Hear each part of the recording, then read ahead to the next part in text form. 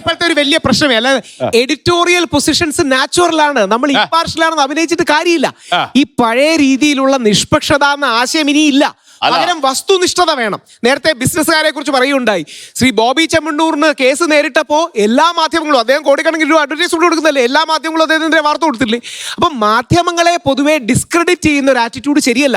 കാര്യം ഈ മാധ്യമങ്ങളിലൂടെ നമ്മൾ കാര്യങ്ങൾ അറിയാം. അതിലൊരു കാര്യമുണ്ട്. പിന്നെ ഇന്ന് ഞാൻ ഒരു കാര്യം പറയാം.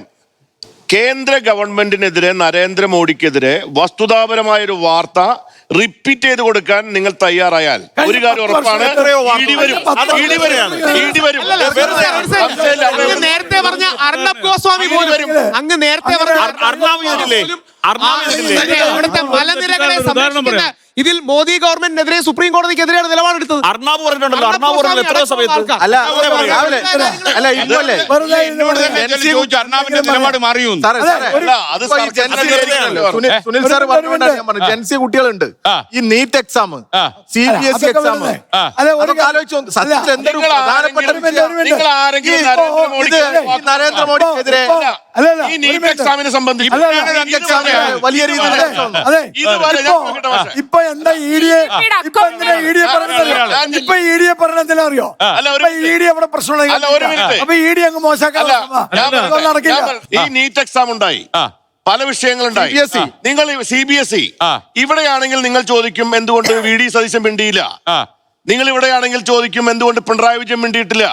നിങ്ങൾ ഇന്ന് വരെ ഒരു മീഡിയ എന്തുകൊണ്ട് പ്രധാനമന്ത്രി ഇക്കാര്യത്തെ പറ്റി സംസാരിക്കുന്നില്ല എന്നൊരു ചോദ്യം ചോദിക്കാൻ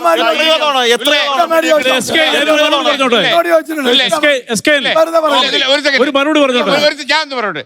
നീറ്റ് പരീക്ഷയെ കുറിച്ച് 1.25 മണിക്കൂർ നീളുന്ന ചർച്ച മെനഞ്ഞാന്ന് തമ്മിൽ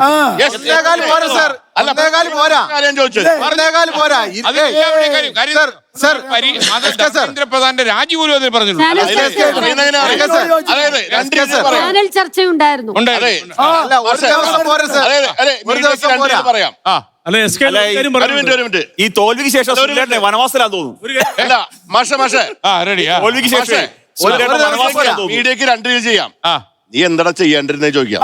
നീ എന്തുകൊണ്ട് ചെയ്തില്ല? ഈ 2 ടോണുകള് ആരാധനം പോലെ ഉപയോഗിച്ചിട്ടുണ്ട്. സുനിൽ, ഞാൻ ചർച്ച അയച്ചു വരും.